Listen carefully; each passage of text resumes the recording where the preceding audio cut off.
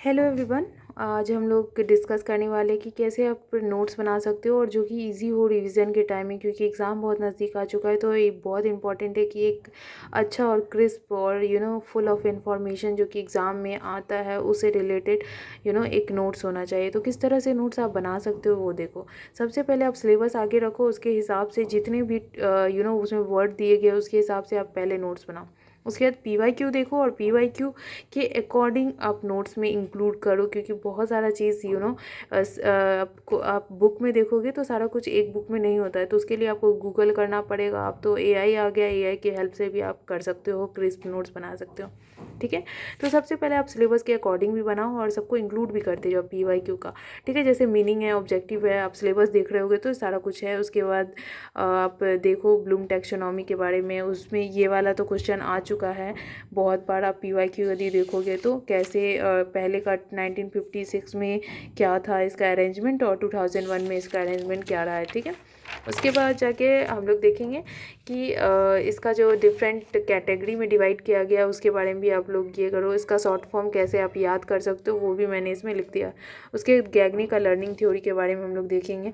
तो hierarchy of learning जो है वो क्या है, वो चीज़ को आप यहाँ पे इंक्लूड कर लो।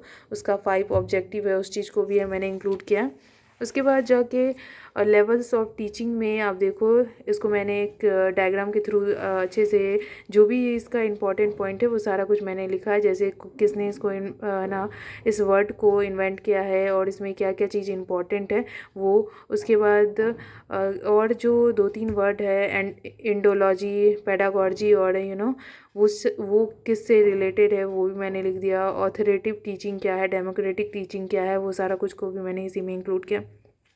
And then methods of teaching के अंदर टीचर सेंटर टीचिंग मेथड है। ठीक है, उसके बाद जाके हम लोग नेक्स्ट में चलते हैं। तो ये जो है लर्नर सेंटर मेथड। ठीक है, उसके लर्नर सेंटर मेथड में कौन कौन सा टेक्निक यूज होता है उसको मैंने इंक्लूड किया है। फिर इवोल्यूशन के बारे में मैं देखूंगी कि इवोल्यूशन में भी 4 तरह के इवोल्यूशन होते हैं, प्लेसमेंट इवोल्यूशन, फॉर्मेटिव, डायग्नोस्टिक और समेटिव।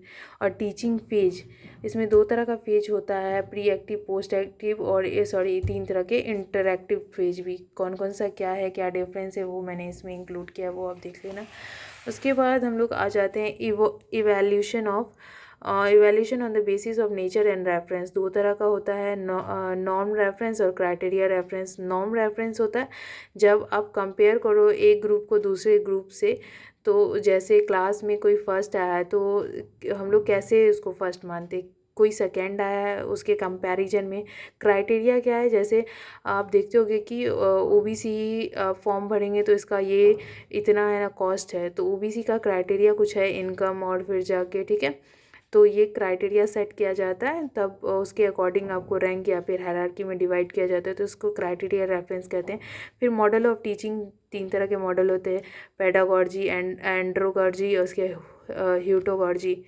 ठीक है, ह्यूटागॉर्जी। उसके बाद पेडागॉर्जी जो है वो चाइल्ड लर्निंग का कौन सा स्टेज है, फिर एंड्रागॉर्जी कौन सा स्टेज है, और ह्यूटागॉर्जी वो चीज़ को आप देख लो। सेल्फ डायरेक्टेड, सेल्फ डिटरमाइंड, ये भी आ चुका है क्वेश्चन, तो इसको आप अच्छे से देख लेना। फिर थ्योरी ऑफ लर्निंग में अब इसको अच्छे से देख लेना, क्लासिकल कंडीशनिंग क्या है, ऑपरेंट कंडीशनिंग, कॉग्निटिव थ्योरी और सोशल लर्निंग थ्योरी किसने दिया है और इसमें क्या इंपॉर्टेंट पॉइंट है, उस चीज़ को बस आप देख लेना, ज़्यादा डिटेल में जाने की ज़रूरत नहीं है। उसके बाद हम लोग देखेंगे थ्योरी ऑफ मल्टीपल इंटेलिजेंस। उसका कुछ पहना, बस इसका वो नेम याद रख लो और उसके अंदर क्या इंक्लूडेड है वो देख लो।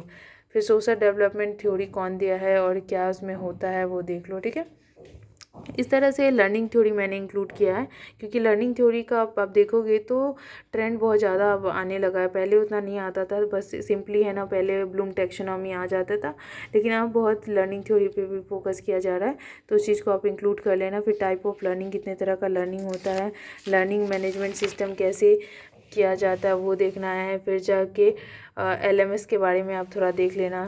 फिर टाइप ऑफ डिसेबिलिटी, क्योंकि आ चुका है डिसलेक्सिया के बारे में। ठीक है, तो उसके इसलिए मैंने इसको इंक्लूड किया क्योंकि PYQ में ऑलरेडी आ चुका है। उसके बाद जाके आप देखोगे कि कितने तरह के वेरिएबल होते हैं। टीचिंग 2 तरह का होता है, formal informal, measurement scale, nominal, ordinal, interval और रेशियो, असेसमेंट इन इवोल्यूशन।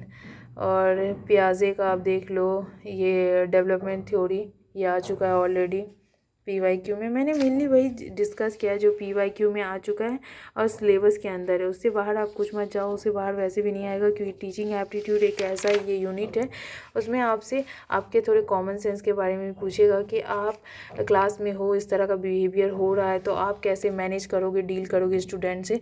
तो आपको एक चीज़ हमेशा याद रखना है कि कभी भी हार्श नहीं होना है स्टूडेंट के प्रति, और एक पोलाइट अप्रोच होना चाहिए स्टूडेंट के प्रति, और आपको सिखाना है, ठीक है, फ्रस्ट्रेट नहीं होना है।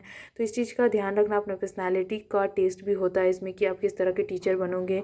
आप ज़्यादा आप ज़्यादा एंगर तो नहीं हो जाओगे यदि कोई स्टूडेंट डिसिप्लिन तोड़ता है, तो आप कैसे मैनेज करोगे, क्लास में डिसिप्लिन कैसे लाओगे। ये सारे स्किल आपके वो चेक करना चाहते हैं इस यूनिट में। तो इस यूनिट के लिए इतना ही, और यदि कुछ कन्फ्यूजन हो या फिर कुछ और आप चाहते हो तो वो आप बताना। और इसका PYQ भी हम इसके बाद है ना एक अटैच कर देंगे, 10 ईयर का PYQ टीचिंग एप्टीट्यूड से। वैसे मैंने बुक भी बता दिया 10 ईयर का, आप बुक भी रेफ़र कर सकते हो, उससे आप अपना PYQ प्रिपेयर कर सकते हो। कहीं जाने की ज़रूरत नहीं। एक बुक मैंने बताया है, दिशा पब्लिकेशन के बारे में भी मैंने बताया है, और फिर जाके मैंने ओसवाल के बारे में भी बताया। उसमें बहुत अच्छा एक्सप्लेनेशन भी है PYQ का, प्लस 10 ईयर का PYQ है। तो आप वहाँ से हेल्प लेकर अपना PYQ देख सकते हो, क्वेश्चन पैटर्न देख सकते हो। इस हिसाब से आप नोट्स और जो भी आपका प्रिपरेशन नहीं हुआ है उसको आप प्रिपेयर कर सकते हो। तो आज के लिए इतना ही, हम लोग नेक्स्ट वीडियो में मिलेंगे अगले टॉपिक के साथ।